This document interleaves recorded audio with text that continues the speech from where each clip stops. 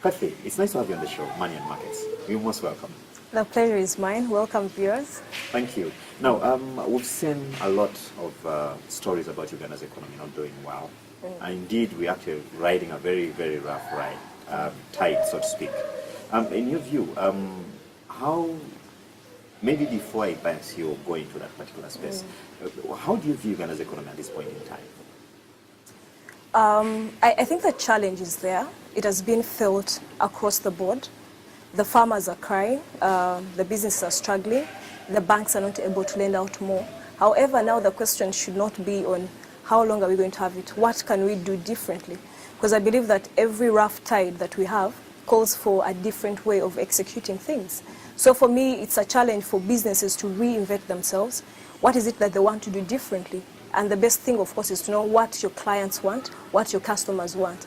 If it's on the side of the government, what infrastructure does it need to put in place to meet the daily needs of the business sector, but also the utilities that everyone else needs? Yeah, we have seen a lot of investment in infrastructure. We have the dams coming up on pace. We have better highways. Of course, we still have a few challenges. But now, if I'm going to grow something in an area where I know that the road network is fine, and I can also easily access the agents of the banks, then I know it will be easier for me to do business. I'm more intrigued to actually invest into that farming business than actually even looking at the market. Then another person, we need to also look at the chain. If one is a farmer and another one is a buyer, we need someone to also create business in the middle. I hear you. Now, you talk about government. Because government has really, I mean, from where they sit, they feel they've got it right. Because they put money in infrastructure under the premise that you see, when you do that, you will actually free movement of goods, movement of capital, movement of labor, and, you know, everything that falls within that category. However, it doesn't seem to be delivering. If I'm to look at it in the terms of the economic performance, every one of us has something to contribute. Yeah. So depending on where you're standing, what is the opportunity there is? The speed at which you seize the opportunity is also the other matter. We have more businesses closing now than actually are starting. People are closing their businesses because they saw their neighbor's business closing. So you wonder how soon you can cut your losses and get out. Yet we should be asking ourselves that what else can I do differently? Yeah. If it's the market, is someone able to see the products that I sell? If I go to the market every single morning, I mean, we have social media. If you belong to 5 groups and none of them knows what you have on your store, you can't blame the government. Look at the banks. Are they designing and developing products that are essential to the business environment? What is the essence of having a very big loan book if you hardly have any person coming to borrow? Ask yourself, how much do people need? If you are in a business, you can't look at yourself alone. You need to look at your supplier's supplier.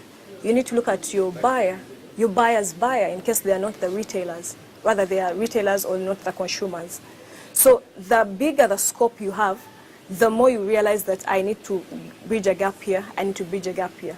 Now, let's look at where you sit. That is the capital markets, or stocks trading for that matter. Are there signals that actually things are getting better or are likely to get better as we move? Every other single year, we are very optimistic. I believe that 2017 was more of recovery. Now we should see stability and, of course, uptake. Our market has been dry of an IPO for about 6 years now.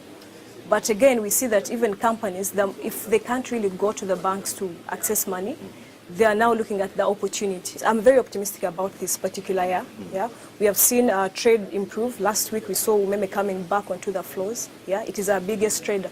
So if we have more investors aware that opportunities are coming in the market, and then they also know that the opportunities that will bring a relatively better return than elsewhere where they need to put a lot of energy, I think the better. So at one point it's because people were not aware. But now, as we have been recovering, we have been teaching the people. Yes, awareness is increasing. And now we also believe that the supply side, which are the companies that want to list, it is also waking up. Truth be told, businesses are suffering. Private sector is suffering.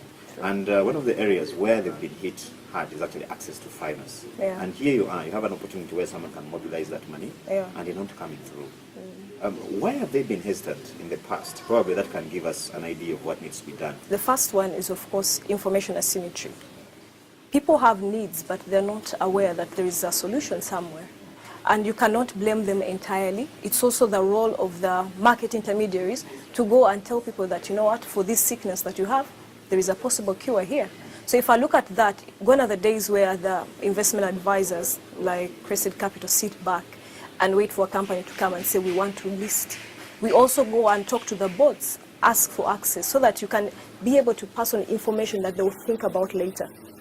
The other thing is, of course, corporate governance. It is the biggest hurdle I think most companies have had.